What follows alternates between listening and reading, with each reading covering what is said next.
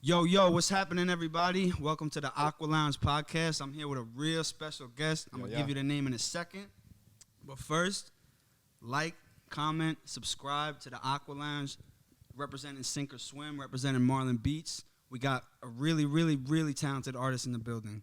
Really talented. Like, I'm talking like super. And we've gotten to know him pretty well over the past, I would say 5, 6, 7 months.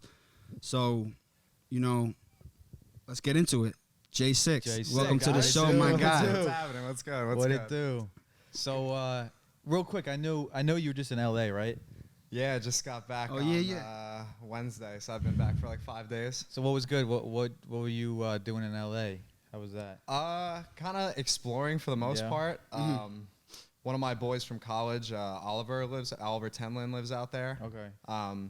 So we went out to visit him. Me and my boy Mike Reyes, who we went to Temple together in Philly, and we went to school together. And he just kind of hit me up and was like, "Yo, you want to go to LA?" And I was like, "I've actually been trying to go to LA, so I'm glad I have somebody to go with now." Right.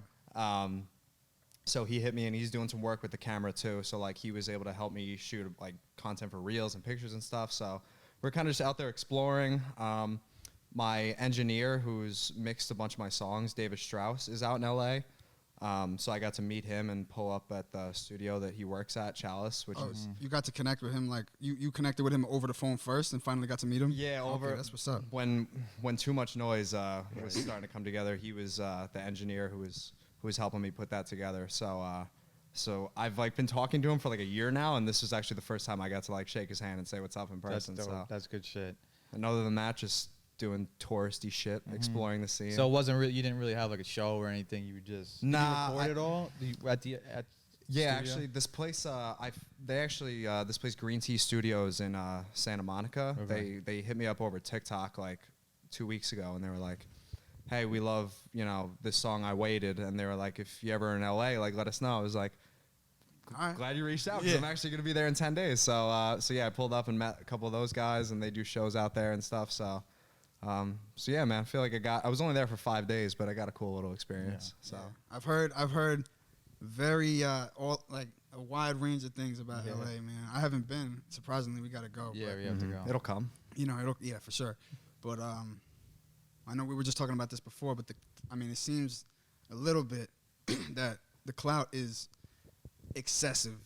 Yeah, I mean, just the pace is different. The importance of it, yeah. Yeah, the pace is different than New York. Like, the city itself is, like, very spaced out, so it's, like, not on top of each other like New York. Where exactly were you in L.A.? Beverly Hills. Oh, that's, yeah. Beverly Hills. You were in the my boy Mike hooked up the hotel through his work, so we were able to stay out there, and it was, like, kind of, like, on the border of, like, the West Hollywood area, so, like, it was the Strip and all the famous bars and hangouts and places that so and so used to be here. It's it was cool to like see a little bit of the history, but yeah, you definitely got that. Everybody who goes out there for the most part, I feel like is trying to do something and try to put on and build their own brand. So that's kind of how it is. But I heard there's a lot of MILFs out there. Can not confirm. Okay, that's right. I don't know. All right, I'm gonna just get into a little bit about your rap career, Jay. Yeah, bro. I'm gonna call him JaySix. He's a rapper. I call him Jay. It's just, you know what I'm saying? So that's why you're going to hear Six, Jesse, anything, bro. Yeah. So I just want to kind of start, you know what I mean? Like, you grew up on Long Island. Mm-hmm. And you was writing an early thing for you? Yeah, actually, I always loved to write, like, before I even, like, thought about writing songs. I was clearing shit out of my room the other day, and I found like my 3rd grade journal, and it was in like the biggest like left-handed chicken scratch. It was just like, my name is Jesse, like I'm a writer, like I'm gonna do this and that. So I looked back at that, I was like, damn, that was crazy. And then like I started like thinking back, I was like, I remember like writing like short stories and comics and shit like that, like when I was like stupid shit, like when I was in like 4th, 5th grade. So I always enjoyed writing and reading and shit, not more so the writing part, not the reading. But then, yeah, probably when I was like 12 or 13, like I kind of just like married like my love for hip hop and like my passion for writing and tried to like write rhymes for myself for the first time. And honestly, like I feel like the Hot 97 freestyles that I used to watch when I was a kid, like, was the first thing that, like, made me want to rap. That was my next question. What, like, was there something you saw? It was probably, I mean, just loving like, you know, I was a fan first before I ever thought about, like, trying to be an artist. Right. But seeing, like, dudes just pull up on the radio station and just, like, rip a crazy verse or just, like, go in for 5 minutes straight, like, that was, like, yo, I want to do that. Like, I want to, you know what I mean? Yeah. It wasn't a one song or one artist. It was kind of just, like the craft, like, the culture around, like, you know, in New York, like, the big freestyle culture. So I probably started writing rhymes when I was, like, 12, 13 and just, like, basic shit and getting the hang of it and figuring out how to flow and how to, like, make it interesting at least, and then kind of just taking it from there. So yeah, I mean, that's okay. Yeah, so that's a beautiful, that's like a very organic start to things, you know what I'm saying? That's I feel like that's the right way. I mean, there's no right or wrong way, but usually it starts with creating. I know what you're alluding to. Yeah, you know, a lot of I feel like, you know, there's plenty of people out there who fall in love with the lifestyle before the actual craft of what you're doing, and, like, or just the passion for whatever genre of music you're trying to get into. Right. Like, we can, you know, I'm sure we'll talk about more shit, but that was my initial idea. Was never having anything to do with attention. It was just, this is what I really like to do. It was a passion. It was a hobby. So yeah. So when you go onto like Hot 97, you're gonna do your freestyles. Like you're well, maybe wait on that for no, we don't do that. No, we don't. Hold on. No, we don't do that here. First of all, because that's not. We don't put that shit into the air at all. We like talk about it. Talk about it as you are about to do it. So like when you do it, when you go up on Hot 97. Because I know you'll see some people. You know, some of these artists might have something already written. Stuff like, are you going in there? Like, yeah. What are you doing? If I went up, are you tapping him up first? Of course. I mean, if I went to a station like that, like, I'm probably gonna spit a written, because that's just how it is. Like, I mean, not that, you know, going off the top is cool, and when people can really see it's off the top, like, it's organic and it's dope, and when you're really like, I'm thinking, like, the first thing that came to my mind was that Juice WRLD freestyle on Westwood, like, when it was, you can just tell he's actually making up it as he goes along, but you know, I think there's something to be said for still just ripping a crazy 16, 32, like, whatever, over some crazy beats, and, you know, making it hard and having all your crazy wordplay and stuff like that, because that's really how, you know, people's impression of, like, can this kid actually rap? You know what I mean? Like, there's no cuts. It's just the beat is running straight through, like, bar for bar. Like, what can you do? So, you know, if I'm lucky enough to do something like that one day, like, it'll be it'll be a game time decision. But, you know, like I said, like, that's kind of what I grew up on. So that's what. Yeah, I mean, shit, man. That's.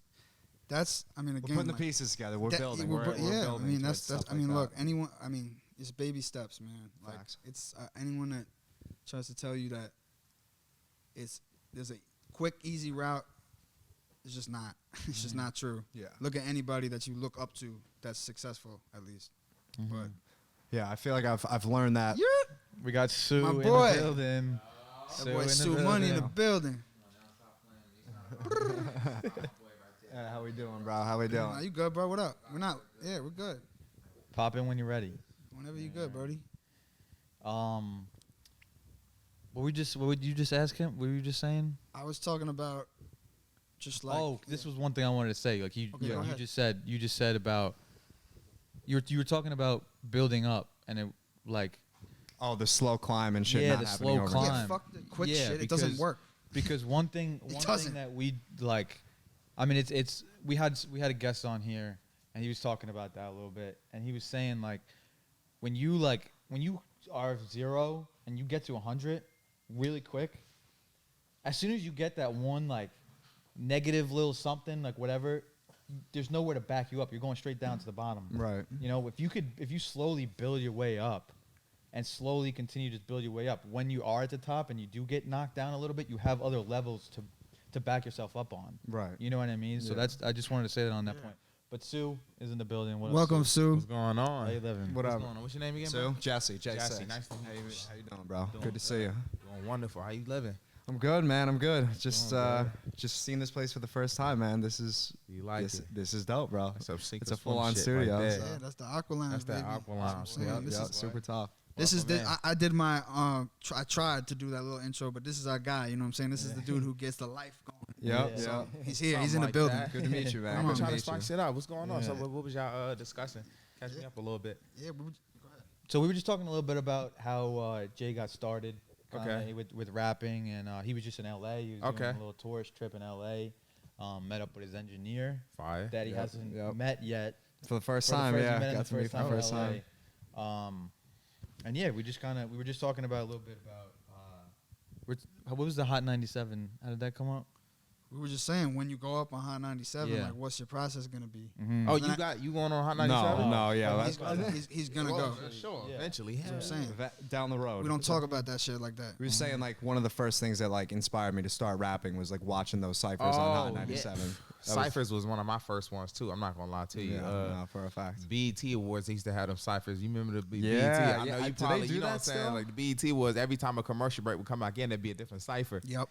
And I started watching them shits, and that's when I was really like, I love. I remember ciphers. the TDE cipher Oh on my BET. God, And, Yeah. and also Slaughterhouse too. Those are the Slaughterhouse two. was good. Those are the two that A lot of pop people into don't my know about mind. Slaughterhouse. I'm not gonna lie. Remember, y'all remember Funk Volume? Yeah. Hobson, Dizzy, right? And who's the third? Hobson, Dizzy. So Swiss. They got a group? Jared Gruden. Oh, no, Jared Benton. Button, Jared Benton. Jared Benton. Oh my God. Yo, shout out to that whole era. Shout out to that. That was whole crazy. era. I got some Matter of fact, YouTube research to get into. Yo, you got to. You know Hobson? Yeah, of course. Okay, I okay. didn't know he had a group like that though. They used to. I mean, apparently, that went south pretty quick. Apparently, I don't know exactly what happened, but Oh my God. You ever done a cipher before? Live like that? Yeah. Nah. Let's do. I'm waiting for it at some point. Because Sue's a rapper, Yeah, he artist. we might have to rip that at the end. Yeah, We might for have to sure. rip oh, that. that's what we're doing. That's 100%. Absolutely, for sure. I remember that. The Team Dizzy. Backpack one. Should I play right now? Nah. Nah. Just hold Swizz. it. Just hold it. Just hold it. That's That, bro, that was. Crazy. Oh my, bro, Funk Volume. Woo! Crazy. They'll What never- happened to I thought Hobson dropped a couple things like a few years ago. Did y'all ever peep that shit? but I he was like, got- I think it was like, I don't know, maybe last 2 weeks ago, I like saw him on IG. He's For like, real? He's like doing shit. He's just doing his normal. I think he's like dropping shit, right? Okay. I think I hit you up and I was like, yo, So much to consume, you lose track of people. Remember that Yeah. last week we talked about like the core 500 people buying your shit. That's Yeah. 25,000. I promise you, he has that. Exactly. That's a Exactly. fact. I promise. Yeah, you, 'cause that's a fact. if he dropped some Cutthroat, stuff like right he- now, I'd probably buy it. You Yeah, know what I'm honestly, saying? because you look how excited we just got for that whole era. So Yeah. obviously, but yeah, man. Like, Hobson was a demon. So like, what's more your style of rap? So I can get like an idea. Like, I mean, with what I've been putting out, like I'm trying my hand at a bunch of different styles. Okay. Like how I came up starting rapping was just like on some bar for bar, like I see. crazy flows, like really just trying to like work the craft as much as I can. Okay. But the more and more like I got into it, I was like, all right, I need to like start leaving some space between my bars, like make shit more digestible for people so they can latch on. yeah. I mean, people compare me to a bunch of white rappers. That's just kind of how it's gonna go. yeah, Like, everybody's compared to all white rap. I don't know. White people just have this. It's not anything bad, and a lot of it's not. I can hear the difference because I'm a musician. But like, from a lot of people, it's just like I guess it's a wordplay that's similar. Yeah. Because like it's the same thing with like black people though. Like everybody, like you have different people sound different in most black people because cities have different. cadences, No, not slang. even cadences, not even cadences. Slang and like accents. Okay, yeah, You yeah, get what yeah, I'm saying? yeah, So yeah. the That little gist twist of it, yeah. Everybody's rapping about the same thing. But you got niggas from Atlanta, niggas from New York. They just sound different. You got niggas from Florida. So like it's like a black thing. It's like a culture with language. But like I don't think white people necessarily sound the same. Y'all get compared a lot because like y'all kind of have one culture. So the wordplay that y'all use it's basically like black people. We just sound different because we're from different cities. Right. But like most white guys just kind of like sound white. You hear a white guy talk from Florida and a white guy talk from New York. Yeah. But you know what I'm saying? Black person, Kodak versus Favi. It's different. You get what I'm saying? Yeah, You get what yeah, I'm yeah, saying? yeah. Versus Baby yeah. versus somebody from Nah, yeah. LA. You know what I'm saying? So Yeah. like it's just that black culture of language, it just sounds different. But majority, they're all talking about the same shit. Yeah. Do you think, like, honestly, like, this is a random thought. Do you think that's like, cause of who, like obviously, like it's cause of who blew at the time, like has some inspiration and shit. But like, do you guys think that like was it, like who was it, like G-Eazy type shit? Like, is it the person, like who really, like everyone he considered, like puts everything, like kind of categorizes it into like one thing where it's like like kind of college preppy rap, Yeah. a little bit like it's definitely lyrical, Yeah. but it's a little bit more on the softer side, but Party not side. Right. yeah, like So it's like a house, like a house rap. yeah, like it's kind of it was just kind of that era of like I don't know, What I don't era even know you where I was talking about? getting What at. era you at? Kind of like bro, like like Chris Webby. Oh, You ever I heard- remember. I know Chris like of him, yeah. that's like just kind of that when like I'm trying to think who was like who was it Macklemore. Are you Macklemore, talking Grizzly about that? Adams, Or like all the Grizzly Adams, Mm-hmm. like Mike Lowry. You ever heard of him? I don't know Like, him. It's just like OCD, Moosh and Twist. You ever heard of them? y'all really love music. That's what I I'm mean, here. I love music. Yeah. Yeah, Moosh. Oh yeah. I know everything about everything. It was just a time where like the best way I could put it is like a certain genre of music. I don't know exactly like how to call it. I guess it was like party kind of preppy, but at the same time lyrical. Like, I don't know what you call Like it. But college-y. that was like very like that was the shit. And now it's like kind of like definitely a shift. I mean, I think anything has the potential to hit as long as it's believable. You know what That's I mean? a fact. Like, Yeah. You see a lot of I feel like that's the thing about today's age is like everybody's making music now. You know what I mean? Like 100%. all you need to do is just hop on Pro Tools, like Yup. get yourself a $200 Yup. mic, and But Yup. keep going. spend the 15-20 minutes what it takes to figure Yup. out how to get your artist name on Spotify, and so I think no matter what type of whether you're making party music, shit that's really coming from your soul, you might be just a fucking heartbreak rapper and every song is about a girl, like as long as it's believable and it's like I feel like authentic to you, like there'll probably be an audience for it, and like it might take a while to find the demographic of people that are gonna fuck with you, but as long as like you're doing your thing, you're dope, and like you're actually true to like what you're spitting, and you're not somebody can match up one of your songs with how you look on Instagram with everything like that, then I feel like that's that's the most important part. You're saying it's important for that to match up your. What do you mean by like matching up your song to your Instagram, like your aesthetic almost? Your aesthetic, but also just like kind of how you come across. And Yeah. I guess like people, it's harder for somebody to see that who just pops onto your Instagram for the first time and just sees you, but somebody who's following you and sees your stories and see how you go about your day to day and how you interact with people, like that is like more so, like, because you don't want to be like, acting like you're hard and acting like you're street, and then on Instagram like you're just bullshit and Right. like that's so that's like more of what I mean, like Yeah. what you spit in your songs, like matching up with how you project yourself to the world. I feel like a lot of that is what you're willing to sacrifice too, because I know a lot of people spitting a lot of bullshit that's popping. Yeah. So I feel like it's how far do you want to take it to be? Like me personally, I don't want to have a career where I can't be me. You get what I'm saying? So it's a little different. I'm not willing to sacrifice my character in order to blow up in a way where I'd have to continue that persona for the rest of my fucking career. Right. It Like just won't work. imagine, It like won't work. 6ix9ine. Yeah. Like I'm pretty sure Yeah. he wasn't like a bitch, but like he was not, like imagine having to be a gangster all day and you just want to have fun and goof off. You know what I'm saying? Imagine you just, you know what I'm saying? So like I feel like a lot of people can do it. I feel like that's the easy way, honestly. Building a persona to people gonna, you know what I'm saying? Yeah. 'Cause like you're not guaranteed I anything, agree. but if you act a certain way that you know is gonna catch people attention, Right. you have a higher ability, you know what I'm saying, of blowing up. But are you willing to sacrifice your whole career to be what you are? Because you got to stick to it. Yeah. Well, this Especially if you get some money behind it. Oh, Yeah. God. I was gonna say though, kind of like what you were saying, like beside the music though, you need to have like I'll tell you when you perform, right? When you perform somewhere and he does a showcase, like, Bro, crazy. like for the people whatever, like if you go and see him, you're gonna be entertained. You know what I mean? So it's like you need that, because it's like kind of like what you were saying. If someone's spitting bars and doing their thing, but they're sitting on the stage and just spitting the bars. Mm-hmm. There's no, know, Right. when if you're going crazy, you're jumping, you're getting the crowd going. Yep. Like, that's what's gonna add that extra. Because nobody, respectfully, no one gives a fuck about your lyrics. That's a fact, Like, especially let's not be live. honest with you. Let's be honest. Let's be real. Yeah. If Drake, right if now. Drake came on stage and stood there, right? Yeah. He'd get more hype than me if I spit the hardest verse he ever heard in his life. You get what I'm saying? So the bars don't fucking matter. It's what people see and it's what people feel when you first, you know what I'm saying? It's what they see and what they feel from you. Especially That's now, what first yeah. draws it to you. Because like I said, you gotta really like. When you drop music, nobody's really listening to you for the words. It's all about what they can see, because a lot of people won't listen these days. You got to catch people's attention. Yeah, so or you just gotta, how it makes them feel. Exactly. So it's always what they see and how you make them feel. Your lyrics don't mean shit for your first few years of rap. It doesn't. That's a good ass point, bro. Like that's some real shit. Any rap, like you gotta put that. Don't take that into consideration. Just be like, oh, I guess I don't gotta have bars, but just understand that it. Safagor said it best.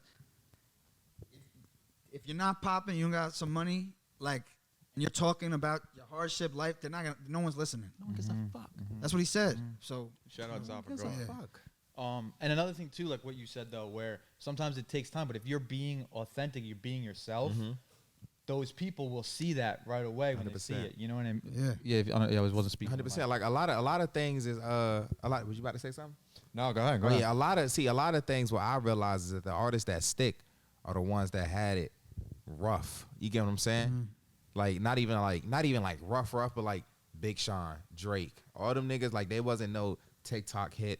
It wasn't no this. They was out there working. They was out there. The stories that the people that are really on the top tell, it wasn't no I posted a song on TikTok and got 2 million views the next morning. Or, you know what I'm saying? Now, I'm not even saying the niggas that do that don't have work in between it. But like if you want to build something, there has to be a process. I think that kind of ties into what you were saying when I walked in. It was just like step. So if you fall, is here. You gotta versus here. Exactly. Is that what you were saying? And that was what Kurt was saying. Exactly. Shout out Kurt. Exactly. Shout out Kurt, The bro. process is also important because if you reach, like, let's say you have a video go viral and you gain 30,000 followers on TikTok in a 2-week span, or you gain, I don't know, 15,000 Instagram followers in a 2-week span, like, you also, that's why the process is important, because you need to be ready and take each step. So like when you do have that influx of people come to your page and now they're in your world, they're like, okay, now I know who this is. I'm fucking with them on X, Y, and Z platform. Like your publishing is already straight. Like you have a merch store. So like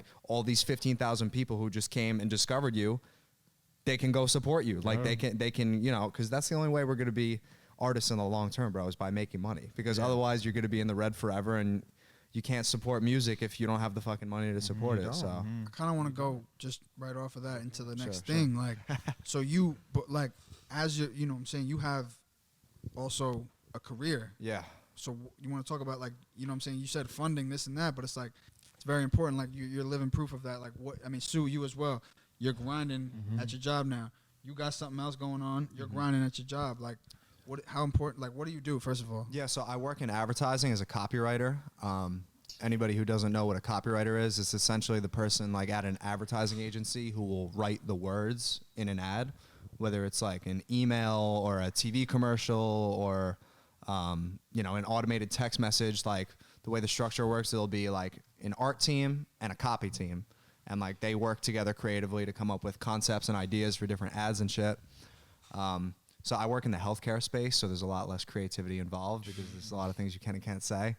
But I basically found my way into that industry because of what I knew I was good at, what I knew my passion was, which was writing, creative thinking, all that kind of stuff. That's sick. And it's cool. Like I'm trying to figure out like ways to marry them together in the future. Like I've even like written raps like for my job about like pharmaceutical products that we work on and be like, yo, like this is like breaks down like how this shit works in somebody's body and like how it's gonna, and then people are like, that's you know, crazy. so like I'm trying to, it's cool doing that, but at the same time, like I feel like there's more of a way to even like really, as I'm trying to build my personal brand and get to what I ultimately want, which is to be an artist full time, I feel like there's a way where I can kind of like put all these different industries and avenues and skill sets together and like figure out a way where I can actually do what I want to do every day. And like, you know, what's the job title again? Copywriter. Copywriter. Yeah. Okay. Whenever I say, I always have to explain it because people think it's like the legal term, like copywriting shit.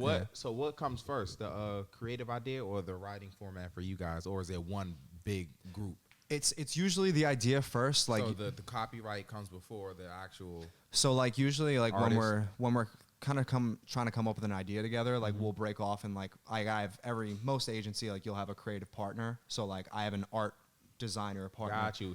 And we think of like an idea for like what the brand is, what the product is, and like we try to think of like a concept. Like what if we like made it like this but positioned it so, you know, somebody's struggling with breathing but we picture them like out at sea and it's right like I'm just making shit up off the top of my head. And then like we agree on an idea, and then from there the art person starts like thinking of the visuals, and I start trying to put like a headline to it and put words to it. Okay. There's got to be a way where you can incorporate like your brand, like just maybe just the stuff that you're learning from that. You know what I mean? Because you're working with, because from what my understanding is, it kind of like you're figuring out like almost like advertising in a way, or marketing, just because like you're figuring out where to put things and how to write it. Right. Is that Yeah, definitely. And it's like we're just kind of trying to like come up with like a message or an idea that whoever's supposed to see our ad, it's supposed to like invoke a certain thought or emotion for them. Like to me, they that see goes that hand and be in like, hand with your brand as like an artist. you see it like on TV. If you're Yeah. you're in ad for a sports game that's coming out, like well, like they hype it up. You're like, damn, I gotta check that out. Yeah, Like that just reminded me. Like Yeah. it could be anything. It could be something like a fucking an infomercial Yeah, that you're yeah. like, damn, bro, I was just cleaning my fucking counters and that shit was sticking. So now I Yeah. need to get, you know what I mean? Like Okay. stupid stuff like that. So it's That's just. fire. You can work that in with your music. Yeah, I got a lot of shit to figure out with it, but I'm trying to, because it's, you know, you're building a lot at one time. Yeah. So, but Sure. One thing I wanted to bring it back a little bit was, we didn't really get into this yet, but Yeah. I remember you said like the other day you found your writing note from like third grade, right? Yeah, so yeah. from third grade to when did you start the music? So I started like writing rhymes for the first time, or at least trying to write rhymes when I was like 12, 13. Okay. Like kind of like that age where like shit actually starts happening in your life that like makes You have something to feel write about? Yeah, exactly. Because before that, it's just you're just chilling with your boys. Like it's Yeah. not like, other than that, like what else would you write about? But honestly, I was like very, if I'm being completely honest, like I was just very like shy at that point in my life. Like I just didn't really, like I thought it was good, and like I knew hip hop enough. I was like, man, I can flow a little bit. Like I can do this and that. But I didn't really want to put it out I just like kept it like a secret, honestly, for the most part. I just wrote to myself just because I enjoyed it. And then a couple kids who I hung out with, like, you know, I started telling them, so people started talking about it. And then like one boy from my high school was rapping. He was like, yo, you should pull up and like record with me. So, you know, we started like making songs together and shit. And That's the probably right like, way, man. That's the right way. That's Teamwork. how it happens. So I feel Teamwork, like, you bro. know. And I was probably like 16, and then first song that came out was when I was 17. When I was just putting out shit on SoundCloud. Yeah. And it was fun, man. I was just kind of like doing that honestly for longer than I should have, because I was kind of caught in between of whether I wanted to pursue music, because like I said, like there was the shyness factor. I like didn't really like want the attention of like being a rapper. It's like, you know what I mean? Like I was like, that's not really me. But the more and more I kind of just learned the world and figured out like what my career is going to be like, I was like, there's nothing I'm more passionate about than this. So this is what I should try to make my job, make my life. So that's kind of how I ended up where we're at and still building. So Yeah. That is lit. That's awesome, bro. Yo, Party foul. Sue, are you limping? What happened to you? Bro, it's always something wrong. The What gym? the fuck is going on? Mondays, I'm telling you. Bro, what happened? Damn, Mondays, I was at the gym and I was playing basketball and I strained my muscle inside of my thigh. And You got crossed? Huh? You got crossed. You got crossed. Come Kinda on. got busted low-key at LA Fitness. So let's be real. Diddy bop. I was at LA Fitness and they all suck. I was working. Yeah, right. I was working. I was Yeah, working yeah. so hard my leg was like, Yeah. Uh-huh. please. So yeah, I strained it, and I didn't know how bad a strain was. Can you fucking believe That it? shit sucks. Like a strain, I thought I pulled a muscle, right? It's that soft tissue. You Yeah, gotta let it I heal. thought I pulled a Facts. muscle. I'm stretching the fuck out that shit, and I look it up. I'm like, bro, this can't be no fucking This pull muscle, can't. nigga. I done pulled muscles, nigga. This ain't pulling. This yanking. I was like, I don't know what the fuck going on. So I looked it up, and the strain, you're just not supposed to stretch it. I was stretching for like 45 Oh, you minutes. didn't make it work. And then That's the I didn't worst know thing. strains took longer to heal. And I went to go hoop today. It's like 3 days ago, and I fucked it up more. So yeah, I'm out of it. You know what I'm saying? Anyway, back Get to well the soon, fact. bro. We'll be back in there in no time. Yeah. I thought I was. So growing up, Back to the main.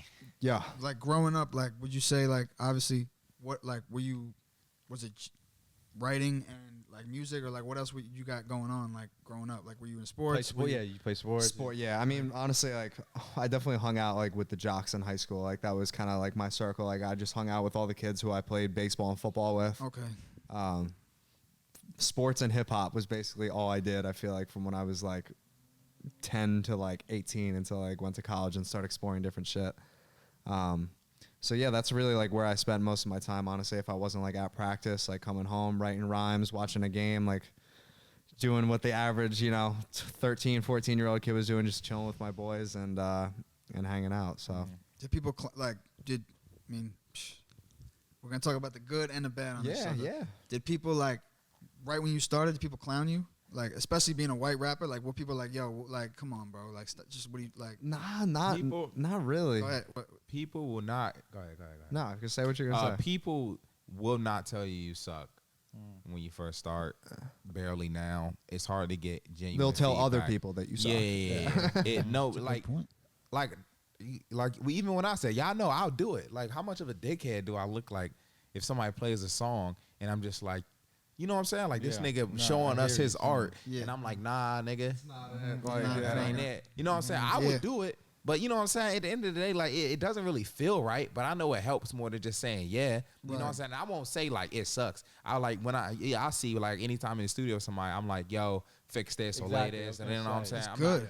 There's always feedback to give, and a lot of people are afraid to give feedback, believe it or not. It is always, true. Yeah, bro, that shit hard. It's true. I think, like, if you're giving feedback is something, and I think artists want that and need that, and they like.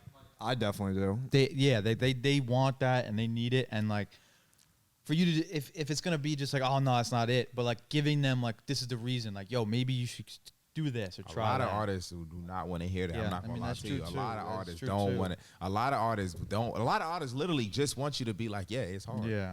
Or I think they rather nah, that's not it, rather than telling them what to do. Only a few artists that actually sit there and like listen to other people with an ear, because I have a really good ear for music. I don't even do it a lot, like as much as I should. I just have a really good ear for stuff, and I'm not afraid to like say it, like, yo, this don't sound right, or this or this. All right, I'm gonna send you my catalog then.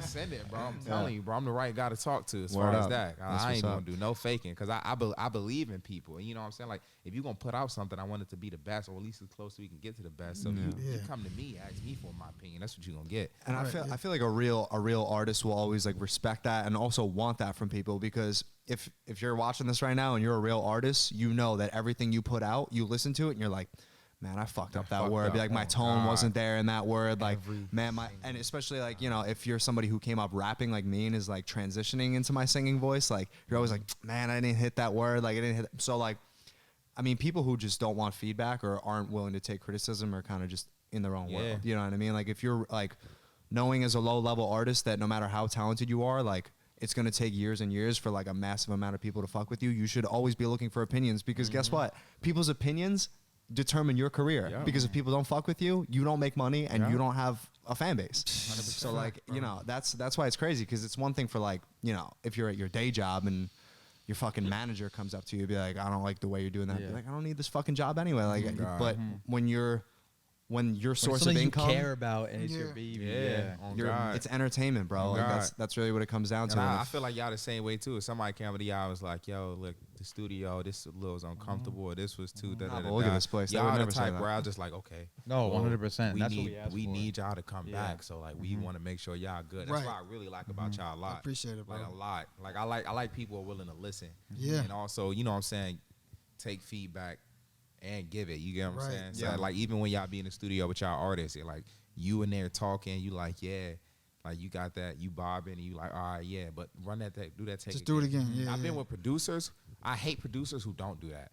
I'd rather work on one line for 2 hours than a producer just to be like, all right, bro, yup, fire, good. I hate it. I hate that. Shit, bro. And one thing I learned in advertising too, I'm thinking back to like my classes at Temple. Like, one thing they always said, like, whenever you're critiquing somebody's work, don't just say like, I don't like this part, or like that part wasn't it. You gotta explain what about it. Yeah.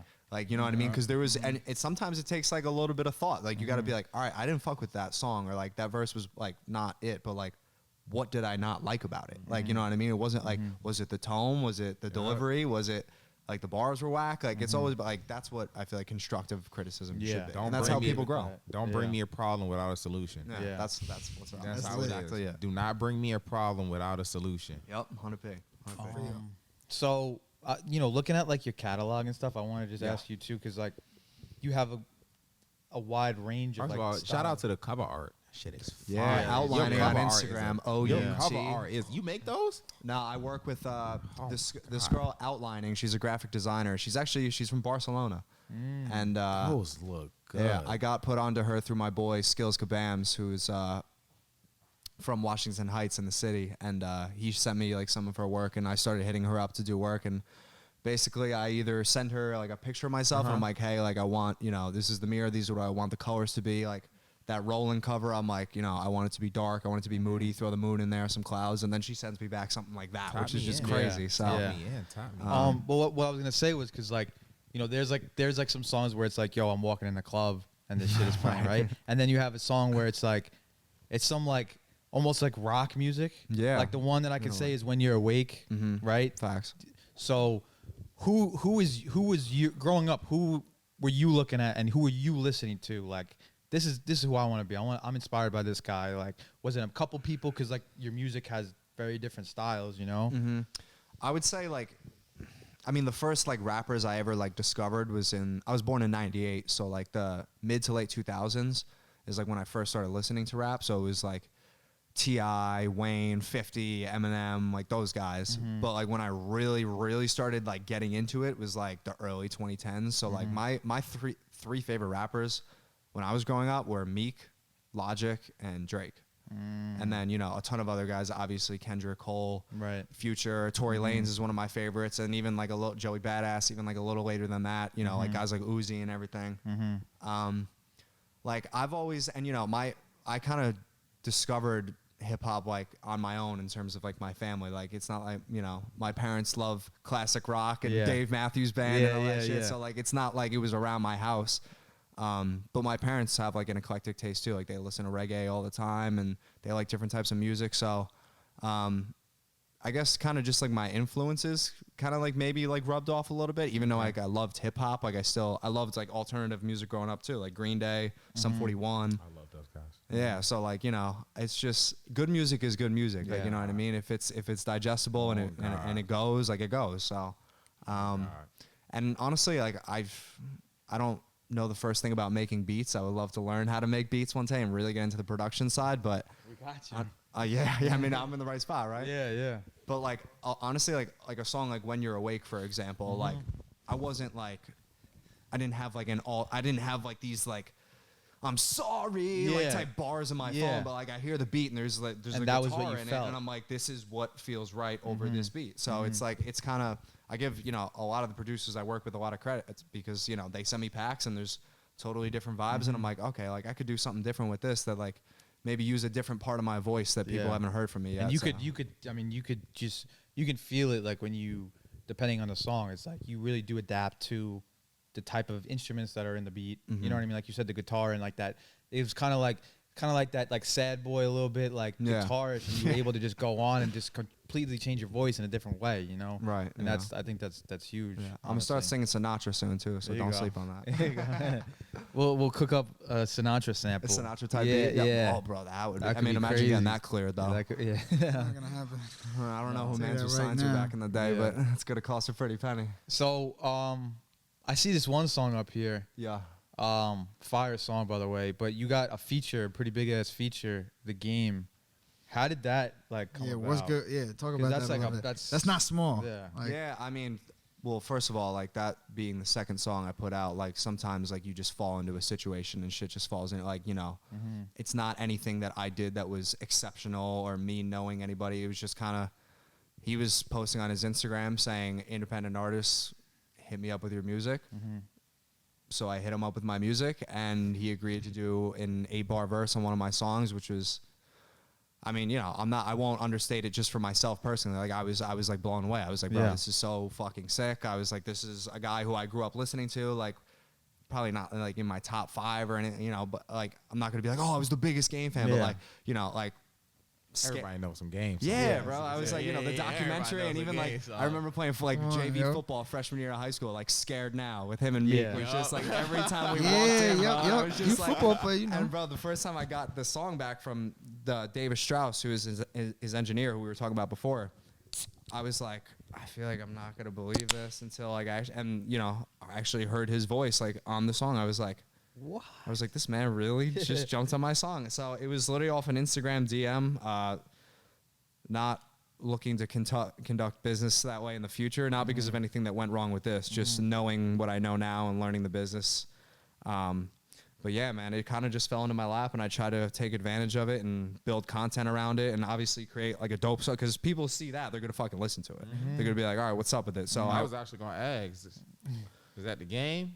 Yeah, it's like, that's the game. Yeah, That's the game, bro. So I had to. The game or the game? Yeah. No, yeah, literally, that's bro. fire, like, bro. That's fire. Just knowing that people play are it? gonna Should hear we- it who would never have fucking heard me unless I got that feature. I was like, I gotta do my fucking thing and like, you know, be memorable so people hear it, and it gave me like a little bit of a head start, which I'm very thankful for, because bro, that shit could go the other way very fast. So, you know, being being a studio owner, producer, I'm curious, like how, like, so was it? Did you spit you did your part, you sent it to him, and then he did his part, sent it back to you, or was it like you just sent him the beat and he was just gonna do what he was gonna do? So I actually, when I DM'd him, I just did it because I was like, there's no downside of me sending him a message. Yeah, That's true. And when I was like, bro, what's the downside? And then when he hit me back like 2 weeks after I sent the message, and I was just like, not expecting him to ever hit me back. I was like, so like, I honestly, like at this time, this was like September of last year, I was like really like experimenting with like a lot of like melodic and singing type shit. And he was like, send me like an MP3 like by the end of tomorrow. And I was like, fuck, I don't have anything for him. But I was like, bro, I don't have any. He said by tomorrow? Shit. Yeah. Oh, no. Like, he's not playing around. So I was like, bro, I don't have any like rapping shit that I could get him on. So like literally all I had that beat, and I had the first verse and the hook written, which is funny because like part of the hook is Bing calling game on you fuck boys. So like I was like, oh shit. I was like, that was the hook. People probably heard the hook and be like, Bing calling game, like he knows the game. I was like, nah, bro, that was the hook like before. that was before I even knew bro. this. So I was like, all right, let me just bang out this second verse real quick. So I just wrote the second verse, added in the hook after that, sent it to him. He did his 8 bars, but you know, it's a 16-bar song, so he sent his 8 bars. So then I had to fill in the last 8 bars after that to close out the song. And So he went first. Can we play it? Yeah. Let's play it. Let's go right to it. I don't know if do you want to do? Yeah. All right. keep going.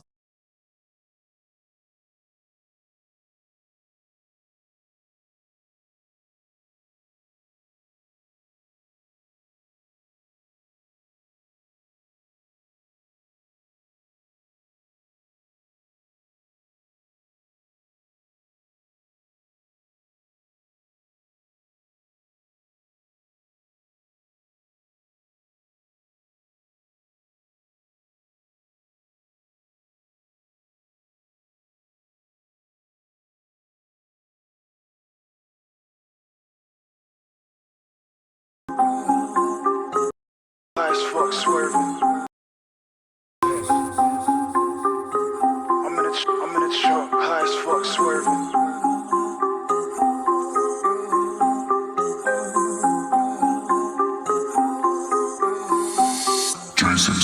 Top of the news, I'm a headline snatcher. Graduated college, got a bachelor's in advertising. It's surprising that you need a degree to quote-unquote really know what the people should see. I'm a trend-setting dude, I don't follow nobody else. Say they run Philly, but I always see him by themself. That's a damn shame, wishing you the best, man. Got too many homies that'll probably skip a best man. That's the best team, told the way to check, please. All my brothers ate free, cause they fed me. Got a bad team, blowing up my cellular. She just wanna get drinks at a happy hour. With some cute apps, she just wanna snap a pic. Go and throw it on a story for like half a minute, till she realized she might have to take it down. Cause she broke up with her ex, where we sitting now. Pipe down, bag it up. 6-figure change when I add it up. Been calling game, all you fuck boys. Can't rock with you, too much noise. Speak to me softly, keep your voice down, get your legs up off me. Move with a creep, but I'm chillin' with your kind. Got a city full of thieves and they all finna try it on you. Block of the night, babe, I don't wanna hear it. Hand me the keys. Told you about the schedule, I really got a piece. I'ma hit you when I hit you, I'ma see you when I see you. Manhattan nights in the city, I'm a beast. Got a 5-figure day, I got a 5-hour sleep. This the big leagues, getting called up. I'm batting 458 at the All-Star. Ted Willie Flow, I'm a motherfucking soldier. Do this shit with honest, and you heard me when I told you. Fine Cabernet, getting better as a motor. Take me out to Paris, out of Europe with my bros up. Strutting through Rome like I own on the whole place. People stopping and they staring, transferring out late. Foreign ass broad talking wild, I'm in tears. Try to fuck for a price, but you out of this here. Pipe down, bag it up. 6-figure change when I add it up. Been calling game, all you fuck boys. Can't rock with you, too much noise. I'm in a truck, high as fuck, swerving 2005 Suburban with the Drake on my lap. Yeah, going on bourbon. Ran out of Henny, automatic semi. Yeah, walk in the club like, who that? Looking for a op to shoot at, but you knew that. Get your fucking brains blew out. 2 niggas on the ground and I only let 2 out. When I let 2 out, I let 2 in. I got a pair of twins, fucking they the best of friends. It's a rap. I know you miss me, bitch. It's been a long time coming like whiskey dick. And honestly, for 8 bar, he didn't do bad. I ain't gonna lie. That wasn't just like a throwaway. Right. He wrote that shit. Yeah. He put some time into that. I just like, you know, I don't know if I'll ever meet him. I've never met him. I don't know him, but like he didn't have to do that for anybody. So I appreciate just even getting the opportunity, man. It gave me exposure, so that's what it's all about. Hell yeah. When did that drop? It's coming up on 1 year. It was like December of 21. Okay. Yeah. So it's been out for a minute. Okay. Yeah. So, but Now let me ask you a question. yeah. As far as like Ask me, Rob. BMI and whatnot, Oh yeah. are you got to add him, right? Is he getting paid like So it's not did you? I don't even know if I should be saying this on a podcast, but I don't have a manager, so fuck it. So that's like what I was saying when I don't, you know, I know now not to do business over Instagram because there's no contract in place or anything. Like, you know, I paid him for the verse, but Right. there was no agreement of you're going to get this percentage and you're going to get. So, you know, I'm the owner of the song because it, you know, it came out under my name and it's, you know, through my distributor and whatnot. But that's part of the because I mean, you know, I'm not a lawyer, so I'm not going to act like I am or know what the fuck I'm talking about. But the reason why I said, and like I said, to any artist who's watching this, your rapper hits you up, you hit somebody else, like, don't let it go down in the DM. Like, get it onto paper. Written, yes. So you got fucked somehow?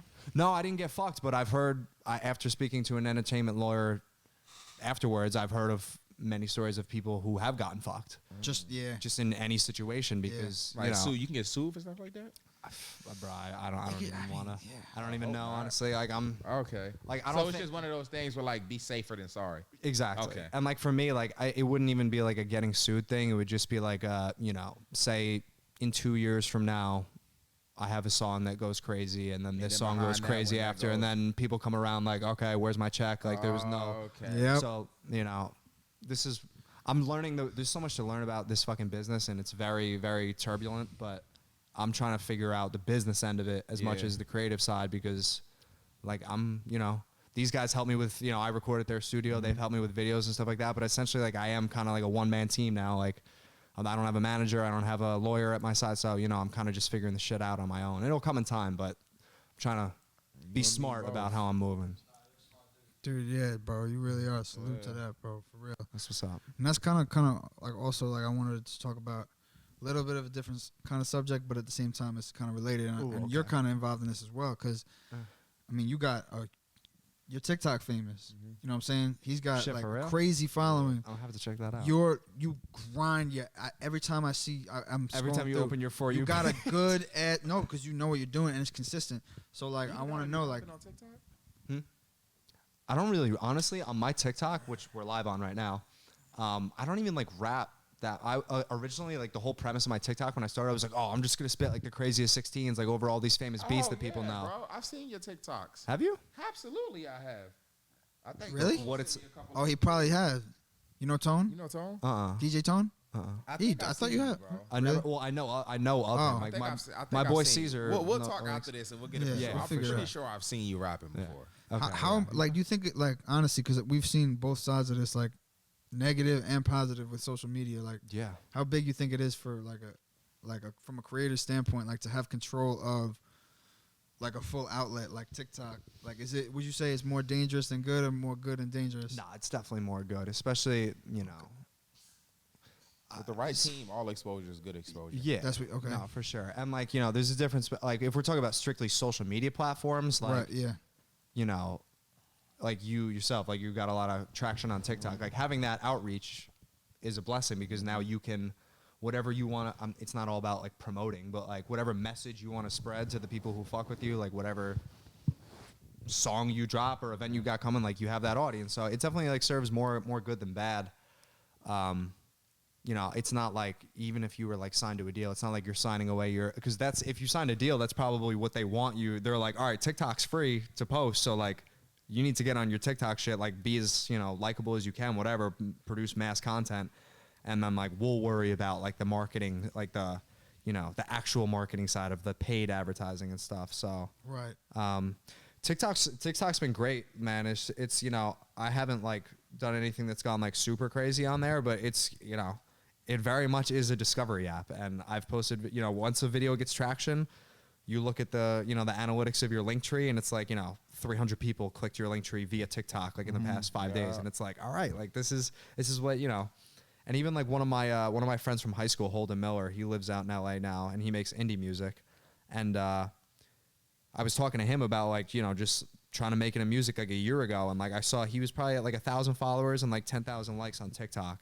And like when we started like talking, and like I saw in real time his shit go crazy to the point where, you know, he's at like probably like 50K followers and like 400,000 likes, and like seeing that in real time, I'm like, this is happening to actual people. Like you just got to put in the work, and be strategic too. Like, you know, knowing what type of content is going to hit well for you, and that's what people can actually like engage with, and not just make it all about yourself. Yeah, I remember, my fault. I remember at one point I fucked up heavy. My first ever fuck up after I got like followers and big, and like now that people was knowing me, was not knowing what viral numbers were and being impatient. So like I would post a video, and like I remember at one point I was posting a video, I was getting 1 million likes every time I posted, like every single time I posted.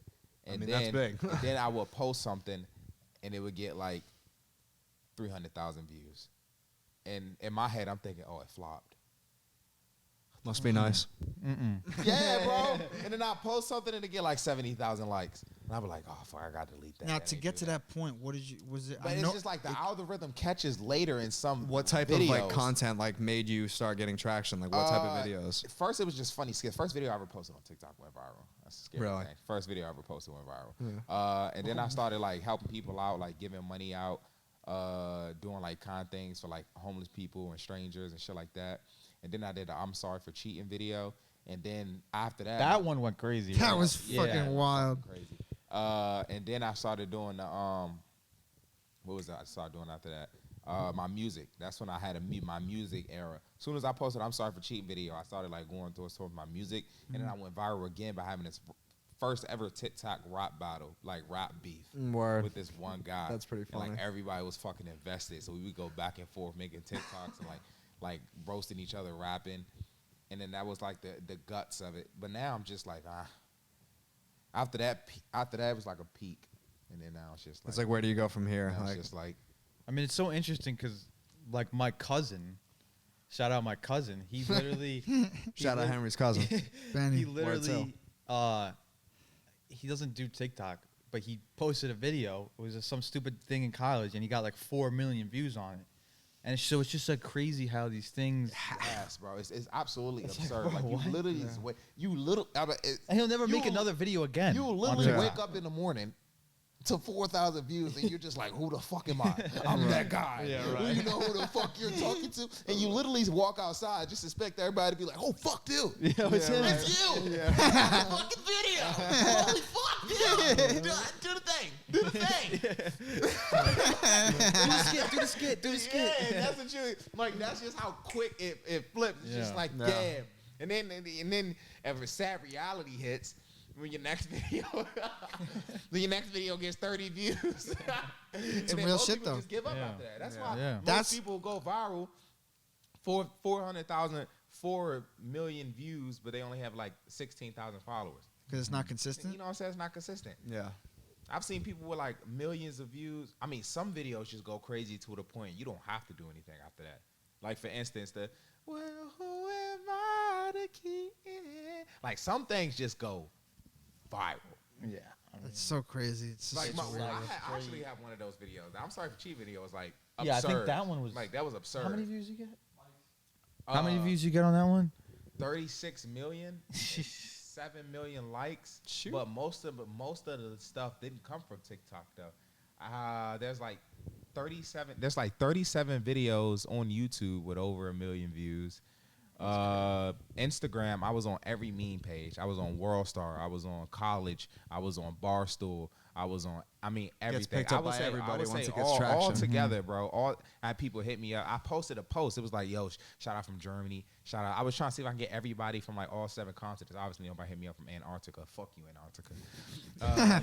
But everybody was hit me up from literally about every country in the world. Hit me up. It's like, yo, I saw your video all the way in Israel. And it became like another trend to like tell me where the video went viral at. So it went even more viral. I would say altogether probably had like 500 million. That's crazy. Crazy. That's absolutely insane. Yeah.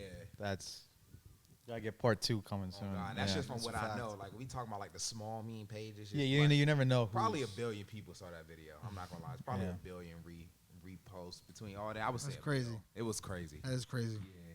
Big up to you, brother. For real. That's some shit. That's some traction. But like I said, it's literally just a high. You're just trying to figure out how to capitalize off of it. Yeah. And that's the worst part about it. Like everybody just sees it as this and this, but like it's stressful, bro. Like not like in a sense where it's just like, oh my God, it's so hard. But like you like, all right, what can I do to keep it? Because as me and you as an artist, like if you catch traction, you're always thinking about most people. Like if you just post a video of your fucking dog. And it's like, this is a funny video. My dog went viral. That doesn't really affect you in life. But for somebody like us, it's like, oh shit, all right, I got 1 million views on this. Oh fuck, all right. What so do I do from here? What do I do? Yeah. Right. It's fucking stressful, bro. And if you don't make the right moves, it could really like kill. It could really like kill your spirit. So you really just gotta understand, like, you know what I'm saying? You gotta move quick. You gotta move and you quick. and You yo, gotta move right, and it's not always gonna work out. Yeah, you gotta keep going. You are literally like a spitting image of like you. Like we've been together. You've literally asked us, yo.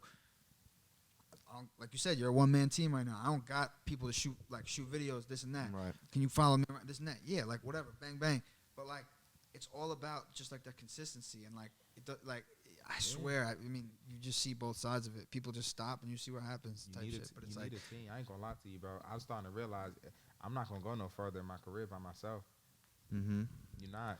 It's literally. I mean, you can literally sit at home and like be ready to do it all. Yeah, but really wake up and be like, oh, it's time. Yeah, today is that. It's day. the one. Yeah, and then there's not enough hours fuck, in the day. Hold the camera. Yeah. Fuck, who's gonna help me? Oh, the idea I have for a fucking video requires 3 people. Right. I don't even know 3 people.